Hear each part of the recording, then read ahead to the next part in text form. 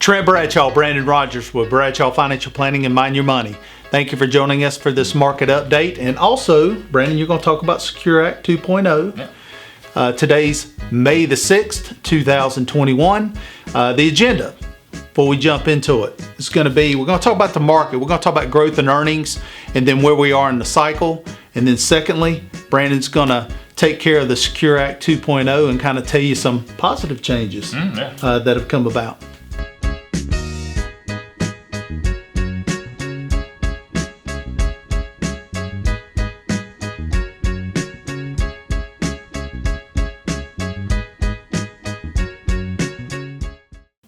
Okay, let's jump right in. Let's take a look at the first slide.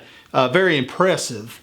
398 of the 500 companies in the S&P 500 have reported already. Sales growth has accelerated 10.7% year over year. Impressive. Massive. But in addition to that, earnings year over year, positive 48%.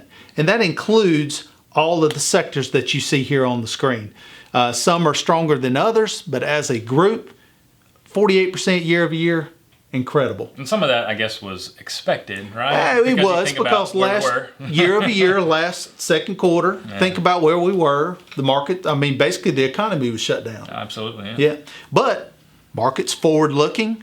This is positive news. We think it's a positive moving forward.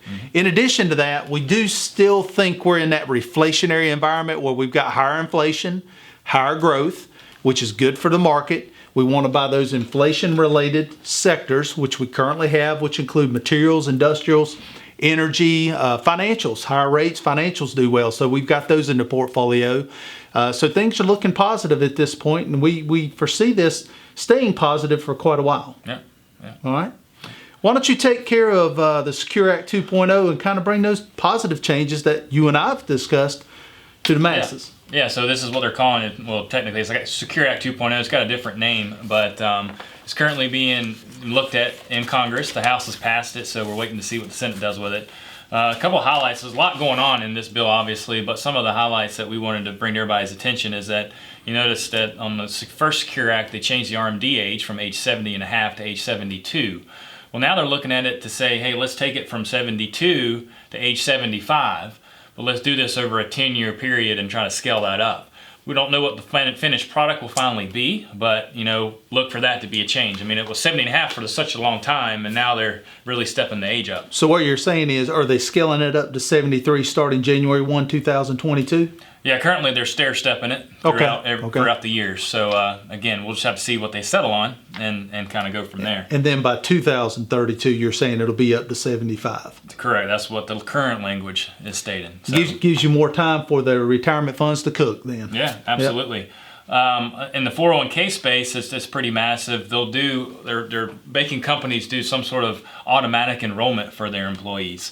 Meaning, usually under normal circumstances, if you want to join the plan, then you have to, meet with HR or sign up with the paperwork, get into the plan itself. Now they're going to automatically, as soon as you're eligible, whether it's day one, 90 days out, 1 year out, whatever the plan document states, they'll automatically enroll you into it, and then they'll actually make you basically increase your contributions. If you don't want to do it, you got an option not to do it, but it's really trying to drive more saving. I was going to say, it's really pushing people to save for retirement, which is, the major concern here in this country at this point, because when you look at it, there's a large majority of people that don't have a lot of assets outside of the Social Security they're going to collect. Yeah. When they hit retirement. So this is a positive move. Yeah, and a lot of people will try to have a personal goal of increasing it, say 1% a year as far as your contribution rates, but this is actually, doing it. And again, honestly, when you do it, it's good for you in the long term, and you probably won't miss it.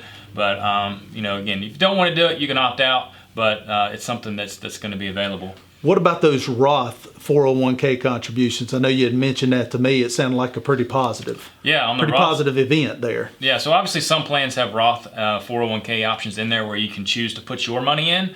But historically, if the company match came in, it would always have to go to the pre-tax bucket. Why? Because the company wanted the tax deduction during that year.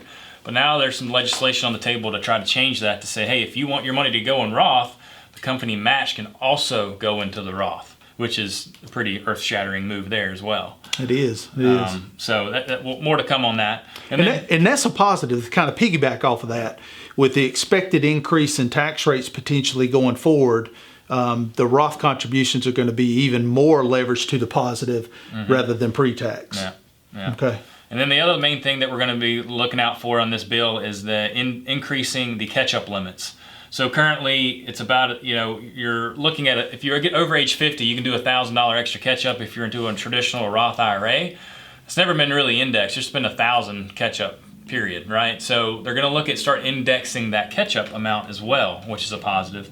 And then also when you're looking at the catch-ups in the 401k or simple plan space, normally, currently, it's right now in 2021, 6,500 catch-up for the 401k space. And then Simple Plan 3,000, they're trying to take that and increase that and the catch-up limits to 10,000 the 401k and about 5,000 to the simple plans, and then also keep indexing that going forward. So again, massive opportunity there to try to put even more money back. So some pretty good changes coming. We'll see what happens though. Absolutely, absolutely. Positive changes coming up. We'll keep an eye on it. We'll bring you updates. But Trent Bradshaw, Brandon Rogers, Bradshaw Financial Planning and Mind Your Money. Look forward to speaking with you soon. Make sure you join us on social media. We'll bring you these updates during the week. Have a wonderful day.